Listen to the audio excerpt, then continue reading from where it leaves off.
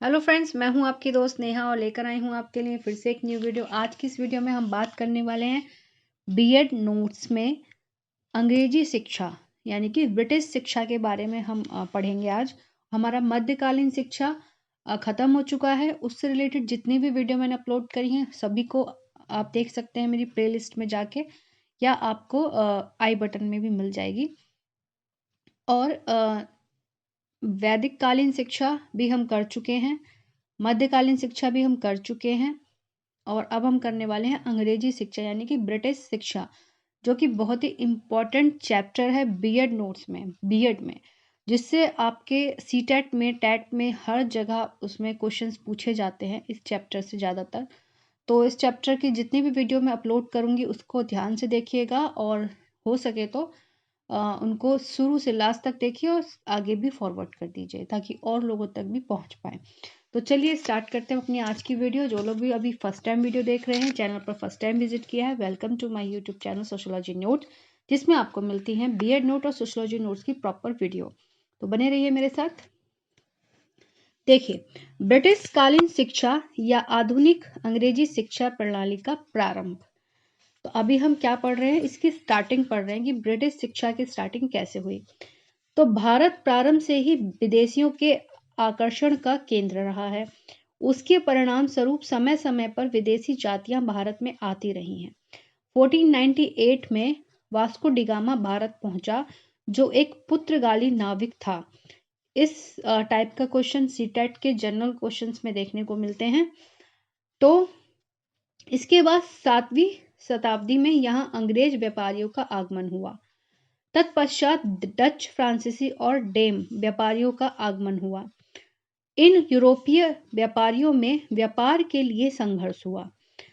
अब देखिए, जो लोग भी फ्रांसीसी व्यापारियों का आगमन हुआ, यूरोपीय व्यापारियों में व्यापार के लिए संघर्ष हुआ, मतलब फ्रांस में और यूरोप में संघर्ष हुआ, जो बाद में शासन के संघर्ष में बदल गए तथा यहाँ अंग्रेज व्यापारी पैर जमाने के लिए सतर्क हो गए।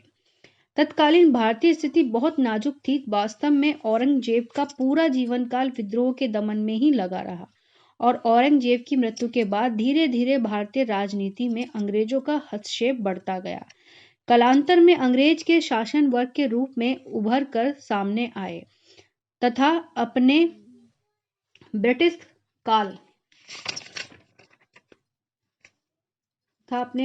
काल में उन्होंने जिस शिक्षा प्रणाली की स्थापना की उसे आधुनिक शिक्षा प्रणाली कहा जाता है।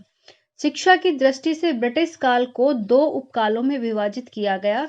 ईस्ट इंडिया कंपनी, जिसका काल 700 से लेकर 1897 ईस्वी 57 ईस्वी तक रहा, और ब्रिटिश शासनकाल, जिसका 1857 से 1947 तक रहा। ठीक है, तो अभी हम करने वाले हैं ब्रिटिश शिक्षा का प्रथम युग। ठीक है, तो प्रथम युग कब तक था उनका? 1700 से 1700 से 1757 से लेके 1799 तक। ठीक है, 1765 के बाद अंग्रेजों ने भारत की शिक्षा नीति को निर्धारित किया, और तभी से अंग्रेजी सरकार ने शिक्षा की प्रगति के लिए नियोजित रूप से प्रयत्न करने प्रारंभ किए। चार्ल्स ग्रांट ने अपनी पुस्तक ग्रेट ब्रिटेन के एशियाई प्रजननों की सामाजिक स्थिति पर विचार किया। इसमें हिंदुओं का विशेष रूप से उल्लेख करते हुए लिखा है कि हिंदू गलती करते हैं क्योंकि उनमें अज्ञानता है, और उनकी गलतियां उचित प्रकार से कभी बताई नहीं। उसने हिंदू व मुस्लिमों की अज्ञानता निर्धारण के लिए निम्न सुधार किए। भारत में विद्यालयों की स्थापना, भारत में अंग्रेजी माध्यम द्वारा शिक्षा, विद्यालयों में अंग्रेजी भाषा एवं साहित्य की निःशुल्क शिक्षा। देखिए, जैसे कि जो हिंदू थे उन्होंने जो शिक्षा का अपने अंदर अपने भारत में जो शिक्षा को इंक्लूड किया, उसमें उन्होंने मुस्लिम शिक्षा से भी कुछ तत्व ग्रहण किए, वैदिक कालीन शिक्षा से भी कुछ ग्रहण किए तत्व। लेकिन अंग्रेजों ने क्या कहा कि भाई जो हिंदू हैं उनको ना अज्ञानता है उनके अंदर, उन्हें नहीं पता कि शिक्षा कैसी होनी चाहिए। इसलिए उन्होंने अपनी नीति चालू करी, और उन्होंने उसमें बहुत सारे नए रूल्स बनाए, जिसमें उन्होंने विद्यालयों में अंग्रेजी भाषा एवं साहित्यों की निःशुल्क शिक्षा का प्रारंभ कर दिया। पाश्चात्य ज्ञान एवं विज्ञान का प्रसार किया। ईसाई धर्म का व्यापक प्रचार किया।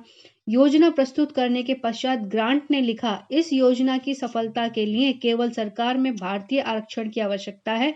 यदि सरकार इसकी सफलता चाहती है तो यह अवश्य सफल हो सकती है। अंग्रेजी सरकार ने 1757 से 1799 तक शिक्षा के प्रसार के लिए निम्न कार्य किए। ठीक है, अब उन्होंने क्या क्या कार्य किए? प्राथमिक विद्यालयों की स्थापना 1765 तक कंपनी की शिक्षा नीति कंपनी कर्मचारियों में बच्चों को प्राथमिक शिक्षा देने तक ही सीमित रही। ठीक है, इसके बाद शिक्षा नीति में परिवर्तन हुआ तथा उच्च शिक्षाएं भी स्थापित की गई जो निम्नलिखित थी। ठीक है,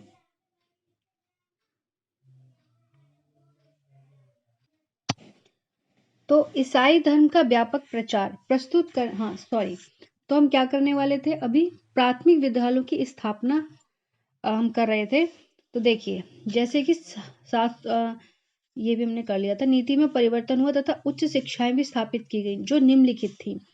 फिर आया उनका कलकत्ता मदरसा। इसकी जो उन्होंने उच्च शिक्षाएं स्थापित की वो उन्होंने कैसे कैसे की, अब हम इस बारे में पढ़ रहे हैं। तो कलकत्ता मदरसा यानी कि इसकी स्थापना वॉरेन हंटिंगटन ने 1781 में कराई। किसने? वॉरेन ने। इसमें शिक्षा की अवधि 7 वर्ष थी तथा शिक्षा का माध्यम अरबी भाषा था। शिक्षा विषय दर्शन, व्याकरण, तर्कशास्त्र, रेखागणित, अंकगणित, मुस्लिम कानून, ज्योतिष विज्ञान, धार्मिक सिद्धांत था। इसकी स्थापना का उद्देश्य कंपनी की नौकरी के लिए था। मुसलमानों को उचित शिक्षा देना था। वास्तव में कलकत्ता के मुसलमानों की सद्भावना का विकास करने के लिए वॉरेन हेस्टिंग ने कलकत्ता मदरसे की स्थापना की। ठीक है, क्योंकि वो लोग चाहते थे कि अगर इंडिया में सब लोग पढ़ लेंगे, थोड़े बहुत लोग अच्छे से पढ़ लेंगे, जैसे कि मुस्लिम लोग पढ़ लेंगे, तो वो क्या करेंगे? उनको हम नौकरी दे देंगे अपने उसमें सरकार में, है ना। फिर BHU बनारस संस्कृत विश्वविद्यालय, जो कि आज भी आप लोगों को अच्छे से पता होगा। BHU काफी लोगों ने वहां से स्टडी भी की होगी। इसकी स्थापना 1791 में जॉरेन डंकन ने इसमें हिंदू धर्म सिद्धांत, न्याय, कानून, गणित, तर्कशास्त्र तथा दर्शन आदि की शिक्षा दी जाती थी। फ्रेंड्स, अगर कहीं कुछ मिस्टेक हो जाए, क्योंकि मेरे खुद के जब बीएड हम कर रहे थे तो उस टाइम के नोट्स बने हुए हैं और मैम बोलती जाती थी और हम लोग लिखते जाते थे, तो अगर कुछ मिस्टेक हो गई हो तो आप उसको ठीक कर सकते हैं। वैसे तो मैंने काफ़ी, मुझे कहीं दिखता है तो मैं कर देती हूँ।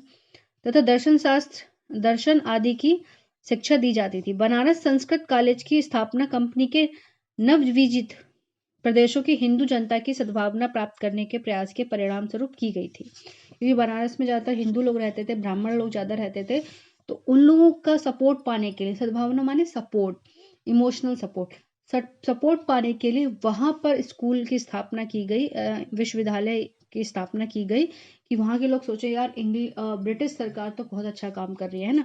ऐसे उन्होंने देखा कि कलकत्ता में मुसलमान बहुत ज़्यादा हैं, तो वहाँ पे उन्होंने मदरसे की स्थापना की।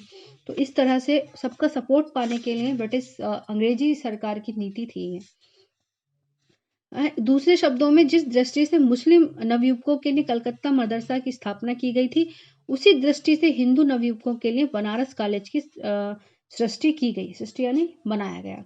देखा, अब उनकी नीति की सबका सपोर्ट पाने के लिए, अब आप अगर रियल पर्सन, अगर आप खुद भी अपने आप देखें, अगर आपको लगता है कि सब लोग आपसे प्यार करें, सब लोग आपको मान दें, सम्मान दें, लोग आपका सपोर्ट करें जब आप किसी चीज़ के लिए खड़े हों, तो आप अकेले ना रहें, तो आप इस सब चीज़ को करने के लिए क्या करते हैं, है ना। सबका कोई काम कर देते हैं, सबको सपोर्ट करते हैं, सबका कहना मानते हैं या सबका हेल्प कर देते हैं, किसी के लिए कुछ कर देते हैं, किसी के लिए कोई अच्छा गिफ्ट ला देते हैं। तो इसकी वजह से वो सारे लोग आपसे टच में आ जाते हैं, आपसे अटैच हो जाते हैं।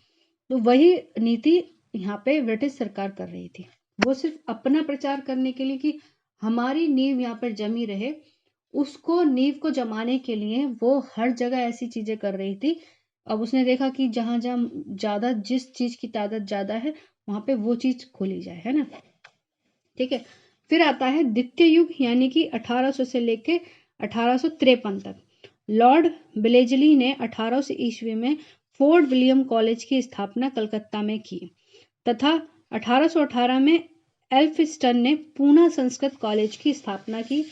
इसका उद्देश्य दक्षिण के प्रतिभाशाली ब्राह्मणों को संतुष्ट करना था। जैसे कि भी मैंने बताया वो ऐसी चीज कर रहे थे। फोर्ट विलियम कॉलेज कंपनी के असैनिक कर्मचारियों के लिए था और उसमें भारतीय भाषाओं, हिंदू एवं मुस्लिम कानून एवं भारतीय इतिहास की शिक्षा प्रदान की जाती थी। ठीक है, 1813 में एक अज्ञात पत्र जारी हुआ जिसको भारतीय शिक्षा को एक नई दिशा प्राप्त हुई। इसके अनुसार भारत में शिक्षा का प्रसार एवं प्रचार करना ईस्ट इंडिया कंपनी का मुख्य कर्तव्य होगा। शिक्षा का माध्यम अंग्रेजी रहेगा। भारतीय ज्ञान विज्ञान का संरक्षण किया जाएगा। भारत के विद्वानों का भी आदर किया जाएगा। मतलब जो भी विद्वान, जो भी उच्च कोटि के लोग रह चुके हैं भारत में, उनका भी आदर सम्मान किया जाएगा। 1813 के आज्ञा पत्र में धारा 47 को 43 को जोड़कर भारत में शिक्षा का प्रसार का दायित्व कंपनी के ऊपर रखा गया। 47 को जोड़कर भारत में शिक्षा का प्रसार का दायित्व कंपनी के ऊपर रखा गया। ठीक है, साहित्य के पूर्ण उद्धार और स्वोन्नति यानी कि अच्छी उन्नति के लिए, भारतीय विद्वानों को प्रोत्साहित करने के लिए और भारत के ब्रिटिश प्रदेशों के निवासियों में विद्वानों के ज्ञान का प्रसार एवं विकास करने के लिए प्रति वर्ष कम से कम 1 लाख रुपए की धनराशि पृथक रखी जाएगी और व्यय की जाएगी। परंतु 1813 के इस आज्ञा पत्र पर उल्लेखित 2 शब्दों विज्ञान एवं साहित्य पर विवाद उत्पन्न हुआ। ठीक है, इसका समाधान बाद में मैकाले ने अपने विवरण पत्र में दिया। मैकाले का विवरण पत्र बहुत ही इंपॉर्टेंट लाइन है, ये आपको आगे देखने को मिलेगा।